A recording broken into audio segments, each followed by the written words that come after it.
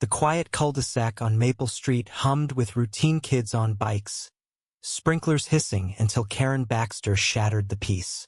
She'd always been the neighborhood's self-appointed watchdog, her nose in everyone's business. But this time, her obsession with curb appeal targeted the wrong lawn.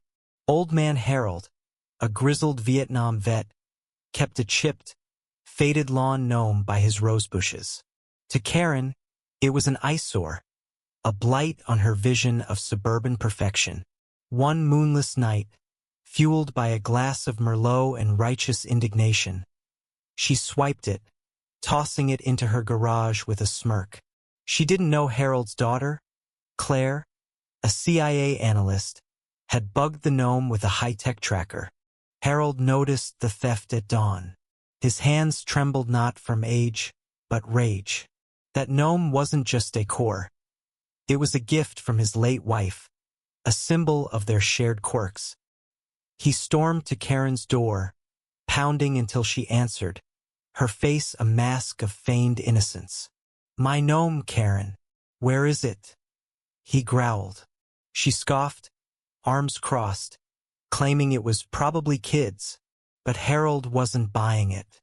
He'd seen her prowling, heard her rants about tacky yards. The confrontation drew neighbors, their whispers buzzing like flies. Claire arrived that afternoon, summoned by her father's frantic call. A no-nonsense operative, she'd hidden a GPS chip in the gnome years ago, a playful test of her skills that doubled as protection for her dad's keepsake. She pulled up the tracker's data on her tablet, her eyes narrowing as a red dot pulsed from Karen's garage. Claire marched over, Harold trailing, his cane tapping like a war drum. Karen's smug facade crumbled when Claire presented the evidence, her voice icy. "Open the garage or I call the cops." The standoff was electric. Karen's husband, Tom, hovered nervously, urging her to comply. But she doubled down, shrieking about privacy violations and false accusations. Neighbors gawked, phones out. As Claire held up the tablet, the tracker's signal undeniable, Karen's defiance cracked. She flung open the garage, revealing the gnome amid her clutter. Harold's face twisted relief laced with heartbreak. "Why, Karen?" he whispered. She stammered, claiming it was a prank, but her words rang hollow. The real gut punch came later. Claire's investigation uncovered Karen's pattern. She'd been tidying the neighborhood for years, taking trinkets, plants, even a child's bike, all stashed away or sold online. The gnome's tracker exposed her petty empire. The community turned on her, their trust shattered.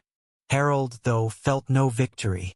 His gnome was back, but the neighborhood's warmth was gone, replaced by suspicion. Karen's family moved away, her reputation in tatters, but the damage lingered. Maple Street's unity fractured. Harold sat alone that night, the gnome back by his roses, its chipped smile mocking the cost of truth. Claire hugged him, promising to visit more, but guilt gnawed at her for exposing more than she'd meant to. The cul-de-sac fell silent, the weight of broken bonds heavier than any stolen treasure. Was Karen's punishment fair, or did Claire's surveillance go too far? Share your thoughts on justice and community trust.